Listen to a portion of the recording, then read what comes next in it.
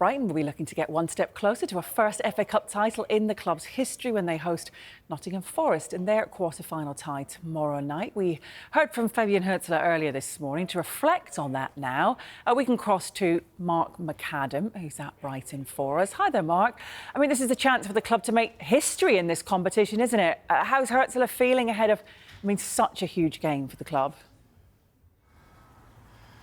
Yeah, absolutely. Who doesn't want to make history at the football club?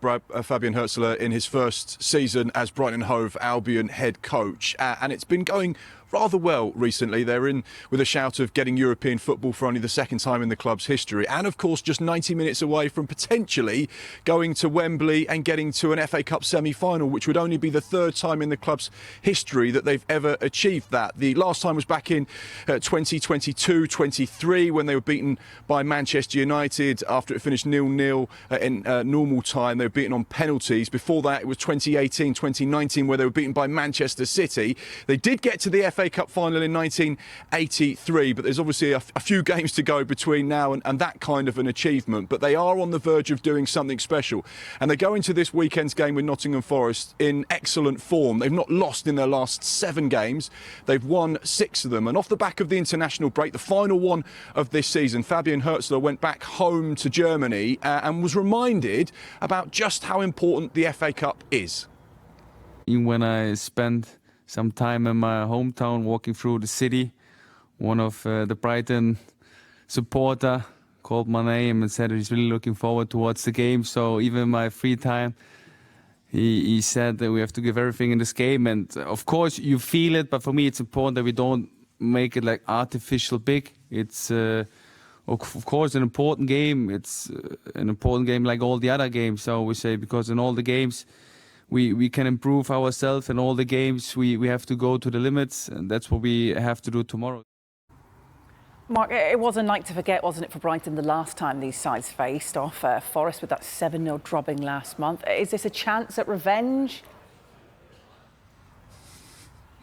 Yeah, revenge, absolutely. But the Brighton boss wasn't reflecting upon that game in any different way to other defeats that they've had this season. They drew a line under it. They looked at it, they spoke to each other, they addressed what went wrong, and then they changed things. And they've certainly changed things since that disappointing 7-0 defeat, because since then they've won 6 out of their last 7 matches. They haven't been beaten. And it feels like that was a really significant and poignant moment in their season, which has now been the catalyst for such a strong run. And he actually revealed in today's press conference about how the players dealt with that disappointment. Here's what Fabian said. We took, especially the players, they took a lot of ownership, they took a lot of responsibility, and they said, okay, we have to go back to the roots, we have to go back to the things that made us strong. And the things that make us strong is like working together, so showing a togetherness, showing intensity, and having this belief that we can beat every team in the league, but only if you push your limits, if you keep the standards high. And that's what we try to do through the whole season, and that's what we also try to do for the final part of the season.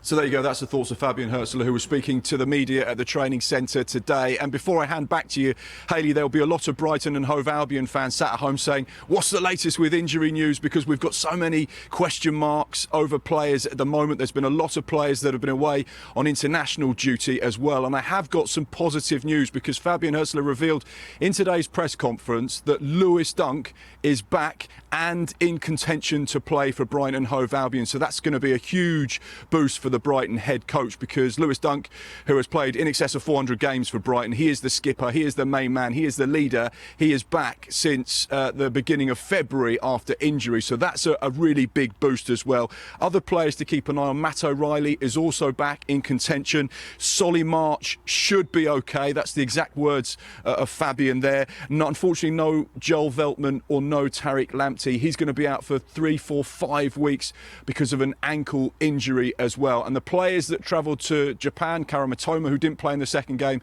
also has returned back to the South Coast with no problems, although there was a little niggle. He should be available. And Joao Pedro on the bench for that Brazil-Argentina game is also back in the building. So a number of players with question marks, but I think the fact that Lewis Dunk is back in contention will be a huge boost for the Brighton and Hove Albion fans and for Fabian Hurzeler, who is looking upon this game as a huge opportunity because they are now just 90 minutes away from a potential trip to Wembley and an FA Cup semi-final.